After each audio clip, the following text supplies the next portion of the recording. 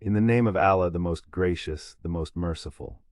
Respected seekers of knowledge, we gather today to explore one of the most enigmatic and elevated figures in the Islamic prophetic tradition, the prophet Enoch, peace be upon him. His name, mentioned merely twice in the noble Quran, belies a profound significance that resonates through Islamic theology, mysticism, and the history of human civilization.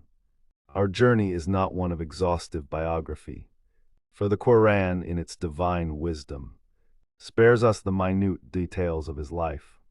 Instead, we embark on a quest to understand his station, his message, and the profound symbolism he carries as a prophet who, according to tradition, transcended the very boundary between earth and heaven. Who is Enoch in the limited but weighty Quranic verses? He is presented as a paragon of truthfulness, patience, and elevated rank, the Quran states and mentioned in the book. Idris, Enoch, indeed, he was a man of truth and a prophet, and we raised him to a high station. Surah Maryam 1956-57. These two verses are our primary foundation. From them we must derive oceans of meaning. It denotes one who verifies truth with such intensity that his being becomes synonymous with it. A prophet, recipient of divine revelation. And then that culminating, awe-inspiring phrase, we raised him to a high station. This elevation is the key that unlocks the door to understanding Enoch. Was it purely spiritual? Was it both physical and metaphysical? The classical commentators diverged, but they agreed on its ultimate meaning. Enoch occupies a unique status in the celestial hierarchy of prophets. The Quran's second mention comes in the context of a list of steadfast prophets, and mention Ishmael and Enoch and their people. All were of the patient, and we admitted them into our mercy. Indeed, they were of the righteous. Surah Al-Anbiya 21:85-86. Here his attributes are linked to patient perseverance and the righteous. He is counted among those who endured and were thus enveloped in divine mercy. The classical exegetes like Ibn Kathir, Al-Tabari, and Al-Qurtubi, drawing from the well of narrations from Judeo-Christian sources, used cautiously, helped flesh out the identity of Enoch. They narrated that he was the first human to write with a pen, the first to study astronomy, mathematics, and the sciences of the physical world. He is credited with initiating the science of astronomy, not for astrology but as a means to ponder the creation of the heavens and thus draw closer to the Creator, a true fusion of ilm, knowledge, and faith. This is a critical point in the Islamic narrative. Enoch becomes the patron prophet of civilization. Knowledge and wisdom, he did not merely receive a spiritual message. He guided humanity in structuring their worldly affairs, tailoring architecture, writing, seeing these as means to facilitate worship and community. His prophethood addressed both the soul and the body, the heart and the intellect. The phrase, "we raised him to a high station," has been a focal point of scholarly reflection for centuries. The interpretations generally fall into three categories. 1. Spiritual and metaphorical elevation. This view holds that the high station refers to his lofty status in the sight of Allah, his high rank among the prophets, and his enduring legacy in human memory and celestial record. His name is lifted high. 2. Physical ascension during life. This is the most renowned interpretation, rooted in many hadith and traditions. It is said that out of his intense love for paradise and his desire to be closer to his Lord, an angel was instructed to accompany him. Through this divine agency, Enoch was physically raised through the heavens.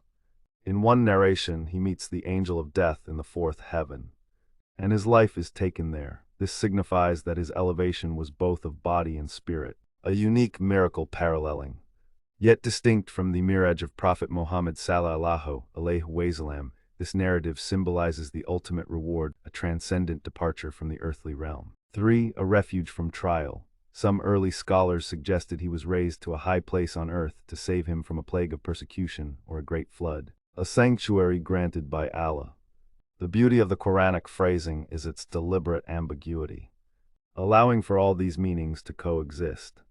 The high station is, therefore, multidimensional. It is intellectual, his pioneering knowledge; spiritual, his proximity to Allah; and physical, his miraculous ascension. He is the sage who soared. Here lies his enduring relevance for the Muslim civilization. Idris Enoch represents the seamless, divinely sanctioned integration of revealed knowledge and acquired knowledge. He did not see the pursuit of understanding the natural world as separate from his devotion to Allah.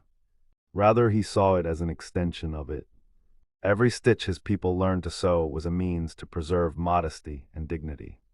Every star they learned to chart was a signpost pointing to the magnificence of the Creator. In this, he is a direct mirror to the first revelation to Prophet Muhammad. Read in the name of your Lord. Idris embodied this command millennia before it was revealed. He represents the Islamic ethos that true knowledge, pursued with sincerity and God consciousness, is a form of worship. It elevates the human condition and is a means of rifa, of being raised. The universities of the classical Islamic world, which studied medicine, philosophy, optics, and law under the umbrella of Tawheed, were walking in the prophetic footsteps of Enoch. What does the story of Enoch mean for us today? 1. The sanctity of truthfulness. His primary title is truthful in an age of misinformation and superficiality. To embody truth in speech, action, and intention is to connect with the legacy of the prophets. It is the foundation of all faith and community trust. 2. Knowledge as a spiritual path.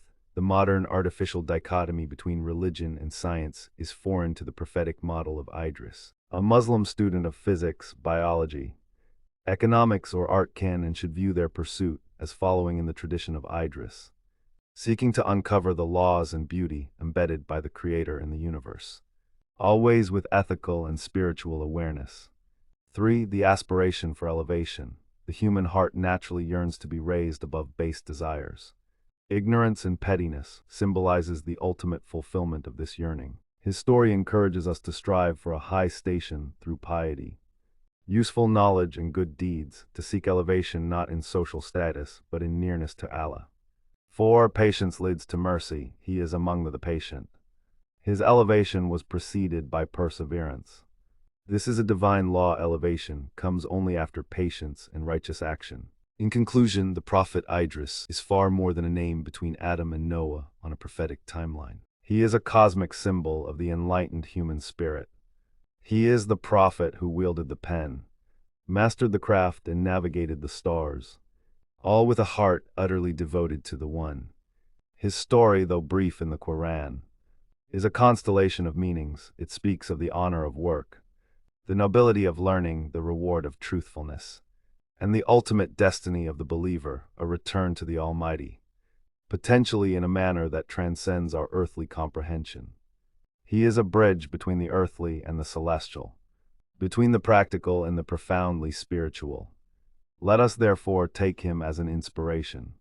Let us strive to be in our lives, to pursue beneficial knowledge, to be patient in our trials, and to constantly aspire for that high station, Makanali, which is, in its truest sense, the pleasure of Allah and proximity to Him. May we be raised among those with whom He is pleased, in the company of the prophets, the truthful and the righteous. Allah will raise those who have believed among you and those who were given knowledge. By degrees, Surah Al-Mujadillah 58:11. This verse, echoing the elevation of Idris, is a promise to the entire Ummah. May we be of those who believe, who know, and who are thus raised. Assalamu alaikum wa rahmatullahi wa barakatuh.